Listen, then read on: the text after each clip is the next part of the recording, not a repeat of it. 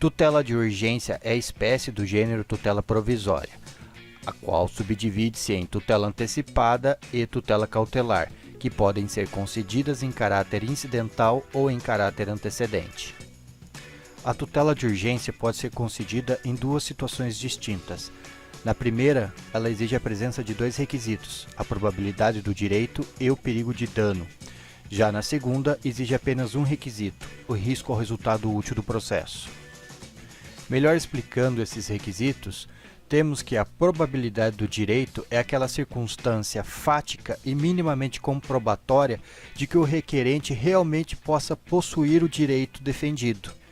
Fazendo um comparativo com o Código 73, a probabilidade do direito seria a prova inequívoca que convence da verossemelhança das alegações em sede de tutela antecipada. Já em processo cautelar, seria o fumus boniuris, a fumaça do bom direito, ou seja, aquele fato trazido à apreciação jurisdicional e a mínima prova exigida à concessão da tutela. Tentando exemplificar esse requisito, pense numa ação de obrigação de fazer ajuizada contra uma operadora de plano de saúde com o objetivo de compeli-la a custear a cirurgia de urgência do qual o autor necessita. Para comprovar esse requisito, a prova mínima poderia ser o contrato pactuado entre o autor e a operadora e um outro documento que comprovasse a recusa da operadora em custear a cirurgia. Esses dois documentos trazem uma mínima convicção de que o autor tem o direito, existe um plano de saúde contratado e assim tem direito à cobertura de procedimentos e que a operadora não está querendo cumprir esse contrato. E assim, então, presente a probabilidade do direito. O perigo de dano, por seu turno, é aquela situação fática subjetiva que exige a prestação jurisdicional, o socorro jurisdicional, para assim fazer cessar um dano que está ocorrendo ou para prevenir um dano que possa vir a ocorrer. Um exemplo desse requisito pode ser a inscrição do nome do consumidor nos cadastros de inadimplentes. É inquestionável que esse tipo de negativação causa dano ao consumidor, pois impede ou dificulta o acesso ao crédito perante instituições financeiras. Além disso, relações comerciais também são prejudicadas, pois obsta a compra e venda a crédito ou até mesmo através de um cheque pós-datado. Sendo assim, a tutela que concede a baixa da inscrição ou que concede a cessação dos efeitos dessa inscrição é pensando nesse dano que já ocorreu ou que pode vir a ocorrer, ou seja, o perigo de dano. Por último, o risco ao resultado útil do processo, como o próprio nome sugere, é aquela situação o requerente da tutela sai vencedor da lide, ou seja, obtém uma sentença que lhe é favorável, mas em contrapartida não consegue obter a satisfação de sua pretensão. O exemplo clássico é a ação de cobrança ou execução de título extrajudicial, em que o devedor dilapidou todos os seus bens e assim não sobrou nenhum para a penhora e satisfação do crédito requerido pelo autor. Para prevenir essa situação, o autor, credor, pode requerer a tutela de urgência de natureza cautelar e assim, por exemplo, pedir o arresto de tantos bens quanto bastem à satisfação do crédito. E com isso, existindo prova de que o devedor realmente está dilapidando os bens para assim não pagar a dívida, é possível que esses bens sejam bloqueados, fiquem garantidos até o final do processo, caso assim a lide seja exitosa, para que no futuro sejam penhorados e levados ou até mesmo adjudicados pelo credor. Uma vez que visto todos os requisitos fundamentais à concessão da tutela de urgência, passemos agora aos requisitos secundários. O parágrafo 1º do artigo 300 nos ensina que o juiz pode condicionar a eficácia da tutela de urgência à prestação de caução real ou fidejussória, para assim garantir que eventuais danos causados ao réu, face o cumprimento da tutela, sejam ressarcidos caso a ação ao final seja julgada improcedente. Como exemplo dessa situação, pense numa ação de obrigação de fazer em que o réu seja compelido a construir um muro de contenção. Obviamente, essa construção trará gastos, a serem desembolsados pelo réu. Sendo assim, se durante a instrução processual, através de perícia, se constate que não era necessária a construção desse muro, e isso acabar levando à improcedência da ação, a caução prestada servirá justamente para ressarcir o réu da construção, do valor que ele desembolsou para a construção desse muro.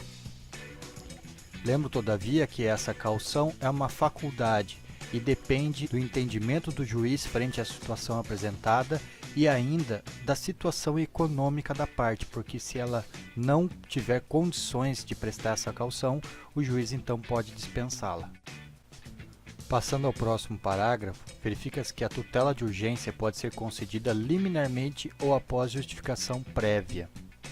Isso significa dizer que o juiz, convencido da presença dos requisitos fundamentais da tutela, pode conceder já na primeira decisão, no início da lide, a tutela requerida, ou, em contrário senso, caso entenda que os fatos não estão bem explicados, ele pode marcar uma audiência para ouvir o autor e assim que esse explique melhor os fatos, ou até mesmo o réu, para que assim confronte os fatos apresentados por um e por outro, e então decidir se a tutela pode ou não ser concedida.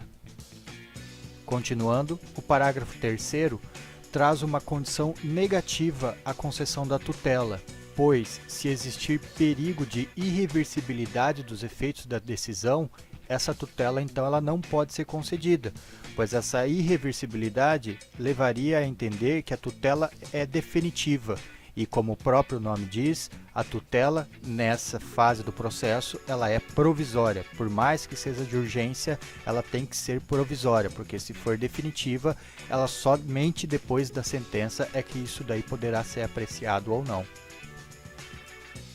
O artigo 301 traz um rol não exaustivo das espécies de tutela cautelar. Mais ou menos como dispunha o Código de Processo Civil de 1973, aqui nós teríamos as cautelares nominadas e a previsão também de uma cautelar inominada. Esse tema, todavia, será melhor explicado em vídeo próprio. O último dispositivo desse título tutela de urgência é o artigo 302. O qual trata da responsabilidade do autor que pede a tutela de urgência e assim acaba causando prejuízo à parte requerida, em razão do cumprimento da tutela de urgência. Em resumo, além do dano processual cuja reparação pode ser exigida, outros danos, como o dano material e moral, também podem ser causa de reparabilidade.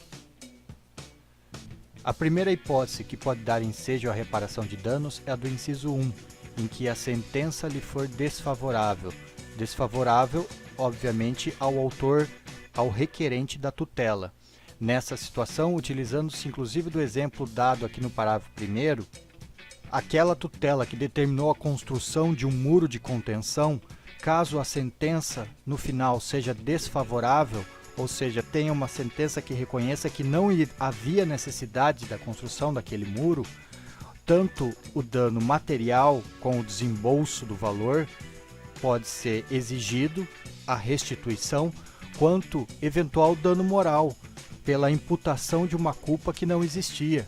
E assim, aquela caução exigida à efetivação da tutela poderá então ser agora utilizada para a reparação do dano material.